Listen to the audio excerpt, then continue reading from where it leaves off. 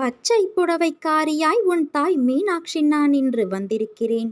இந்த பதிவை உன் கண்ணில் காட்டிய 1 மணி நேரத்தில் உனக்கான நல்லது 100% நடந்தே தீரும். இது உன் அன்னை மீனாட்சியான என்னுடைய சத்திய வாக்கு. நீ என்னிடம் வந்து சேர்ந்தது முதல் என் மீது எவ்வளவு பிரியமாகவும் பக்தியோடும் இருக்கிறாய் என்பதை நான் அறிவேன். பிறர் மீது நீ காட்டும் அன்பு, உன் சிந்தனை, நடவடிக்கைகள், பக்தி எல்லாவற்றினாலும் என் பெருமையை நீ உயர்த்தியிருக்கிறாய்.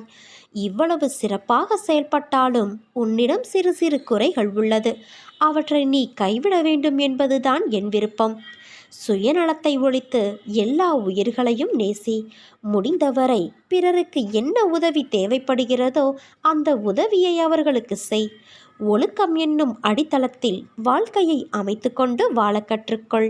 ஒழுக்கம் என்பது உன் அன்பிற்கு பாத்திரமானவர்களுக்கு மட்டுமே நீ காட்டுவது கிடையாது.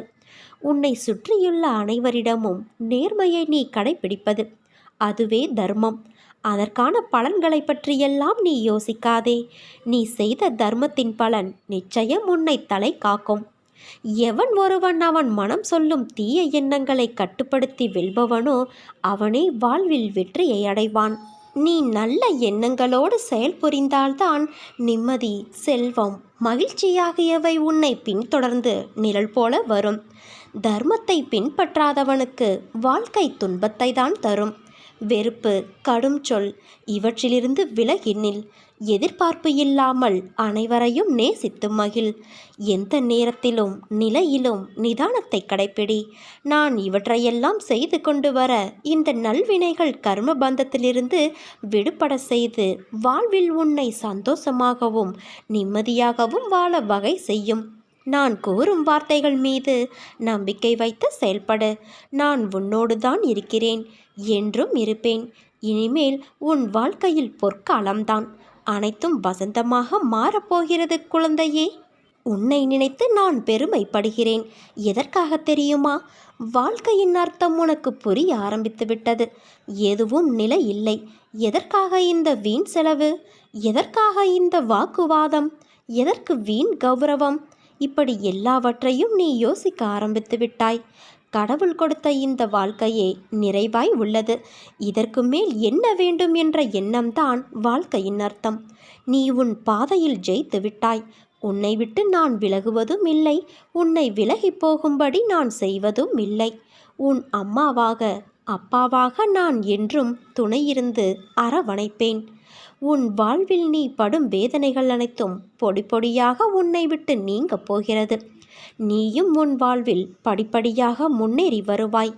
என் ஆசீர்வாதங்கள் என்றும் உனக்கு நிலைத்திருக்கும் குழந்தையே. உன் பொறுமைக்கு பரிசாக நீண்ட காலமாக நீ எதிர்பார்த்த ஒரு நல்ல செய்தி கிடைக்கப் போகிறது. நல்ல நிகழ்வுகள் நடக்கப் போகிறது. நீ இவ்வளவு நாள் எதற்காக காத்திருந்தாயோ அதை பெறப்போகின்றாய். நேர்மறை சிந்தனைகளை கைவிடாமல் நேரம் கிடைக்கும் போதெல்லாம் என் நாம ஜெபம் சொல்லி கொண்டு வா. உன் வாழ்க்கையில் என்ன நடக்கிறது என்பதை உன்னால் உணர முடியவில்லையா? உன் பிரச்சனை என்ன என்பதை அறிந்து கொள்ள முயற்சி செய். அதற்கான வழியை நான் உன் மனதில் இருந்தபடி உனக்கு அருளுவேன். என்னால் முடியவில்லை, எனக்கு இது வராது, என்னால் எப்படி இவ்வளவு பெரிய விஷயத்தை செய்ய முடியும் என்ற எதிர்மறை எண்ணங்களை உடைத்து எறி. உன் அன்னையான நான் உன்னை விட்டு எங்கும் செல்ல மாட்டேன். இன்று கோபத்தில் என்ன பேசினாய் என்பதை உன்னால் உணர முடியவில்லை.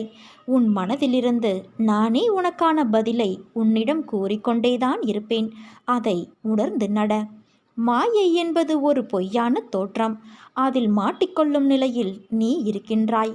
அதிலிருந்து வெளியே வர உனக்கு நான் உதவி செய்கிறேன். அதை உணர்ந்து கொஞ்சம் ஜாக்கிரதையாக நட. உன் சூழ்நிலை உனக்கான வழியை தருகிறது என்று அழுகிறாய். ஆனால் அது வழியை தருவதல்ல. வாழ்க்கை என்பது எளிது. ஆனால் யதார்த்தத்தை நீ புரிந்து கொண்டால்தான் அது சாத்தியம். அதை புரிய வைக்கவே சில கசப்பான நிகழ்வுகள் உனக்குள் நிகழ்கிறது.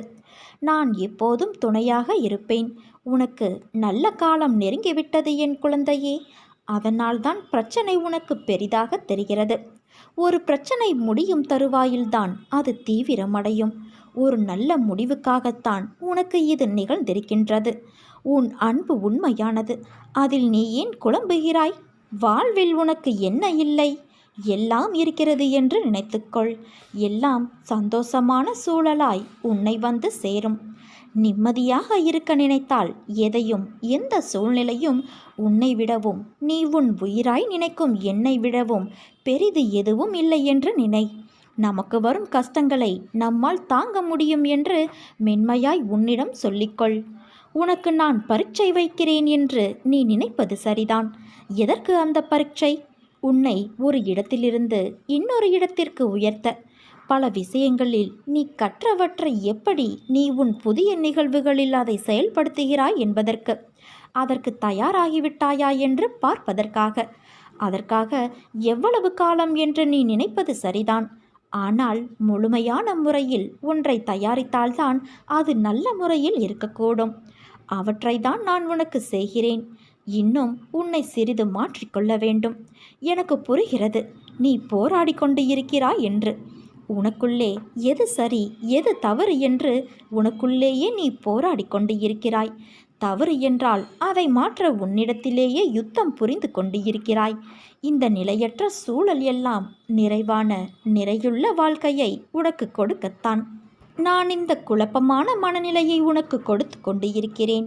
எல்லாம் மாறும், விரைவில் மாறும். உனக்கான அழகிய வாழ்க்கை உன்னை தேடி வரும் என் தங்கமே. பயப்படாதே, கலங்காதே. நீ நிச்சயம் நன்றாக இருக்கப் போகிறாய். நான் உன்னையும் உன் குடும்பத்தையும் வழி நடத்துவேன். நீ எப்போதும் வாய்மையை கடைபிடிக்க வேண்டும் என் தங்கமே. நீ அளித்த வாக்குறுதிகள் யாவற்றையும் நிறைவேற்ற வேண்டும். விசுவாசமும் பொறுமையும் கொண்டு இரு. நீ எங்கே இருந்தாலும் எல்லா நேரங்களிலும் நான் உன்னுடனேயே இருப்பேன். கருமங்களை குறைத்து கொள்ள வழி அதை தைரியமாக அனுபவிப்பது. நீ எப்போதும் என்னை நினைத்து கொண்டு இருந்தால், என்பால் நம்பிக்கை கொண்டு இருந்தால், அதை அனுபவிக்கும் சக்தியை உன் அன்னை மீனாட்சியான நான் உனக்கு கொடுப்பேன். அது துன்பம் என்ற எண்ணம் உன்னில் ஏற்படாமல் நான் செய்வேன். உன்னில் இருக்கும் நானே அதற்கு உதவியும் புரிவேன். ஏன் கவலைப்படுகிறாய்? என்னை ஒரு நிமிடம் பார். நான் உனக்காகவே உன் வீடு தேடி வந்திருக்கின்றேன்.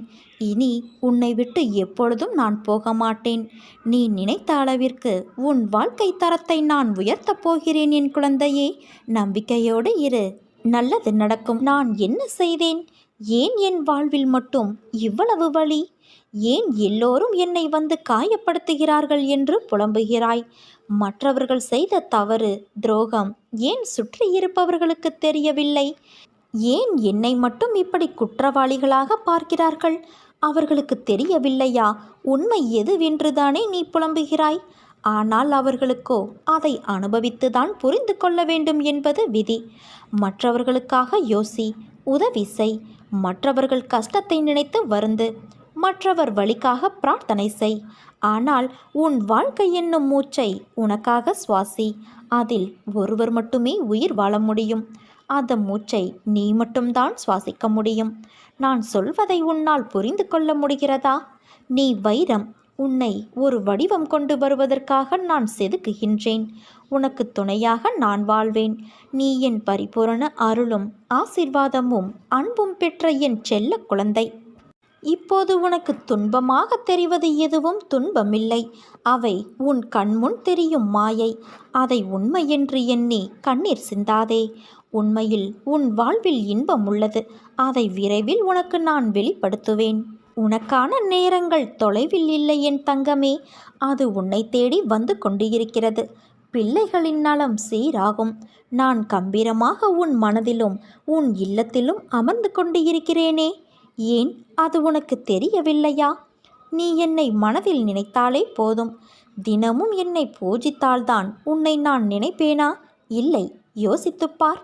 நீ இன்று இருப்பதை விட இதற்கு முன்பு பல வேதனைகள், மனக்கசப்புகள், உறவுகளோடு பூசல்கள், ஆசையாசையாய் வாங்கியது கைவிட்டு போனது. நிம்மதியை இழந்தாய். ஏன் தினசரி வாழ்க்கையை நடத்துவதற்கு நீ பட்ட கஷ்டங்கள் போதுமப்பா இந்த வாழ்க்கை என்று அழுது புலம்பினாய். அதையெல்லாம் நீ மறந்து விட்டாயா என்ன? அனைத்தையும் உன் அன்னையான நான் அறிவேன். இன்று நீ எப்படி இருக்கிறாய்? தினமும் என்னை பூஜித்தாய். ஆனால் நான் உன்னிடத்தில் எப்படி வந்து சேர்ந்தேன்? நீ எனது பொக்கிஷம். நீங்கள் அனைவரும் இந்த அன்னையின் குழந்தைகள். எனது அனுமதியின்றி எவரும் உன்னை தொட முடியாது. இனி நீ நினைத்த வாழ்க்கை உனக்கு கிடைக்கும் என் குழந்தையே. என் வாக்கு என்றுமே பொய்யாகாது. உறவுகள் உன்னை பாராட்டும். பிள்ளைகள் உனக்கு பெருமை சேர்ப்பர். பொறுமையாக இரு. நான் எனது அதிசயத்தை நிகழ்த்தப் போகிறேன் என் குழந்தையே. அனைத்தையும் உனக்கு நான் ஜெயமாக்குவேன். உன்னோடு உன் அன்னையான நான் இருக்கின்றேன். உனக்கான வரும் காலத்தை உருவாக்கி உன்னை அனைவரும் வியக்கும் வண்ணம் மிளிரச் செய்வேன். பொறுமையோடு என் மேல் நம்பிக்கை வைத்து செயல்படு. உனக்கு என்ன குழப்பம்? நீ எடுக்கும் முடிவு சரியானதுதான். உன் எதிர்காலம் நல்லபடியாக இருக்க நீ சில முடிவுகளை துணிந்து எடுக்க உள்ளாய். அதனால் உனக்கு நன்மையே நடக்கும். நீ எடுத்த முடிவை பற்றி கவலைப்படாதே. சில பயணங்கள், மாற்றங்கள் உன் வாழ்வில் நடக்கும். எல்லாம் உனக்கு நன்மையே செய்யும். என் பிள்ளையே, எப்போதும் என் நாமத்தை உச்சரித்து கொண்டு இரு. அது உன்னை எல்லா ஆபத்திலிருந்தும் காக்கும். மற்றவர்கள் உன்னை பற்றி பேசுவதை நீ கவனத்தில் கொள்ளாதே. உன் வாழ்க்கையில் எது சரியானதோ அதை செய்து வா. நான் இருக்க உனக்கு ஏன் பயம்?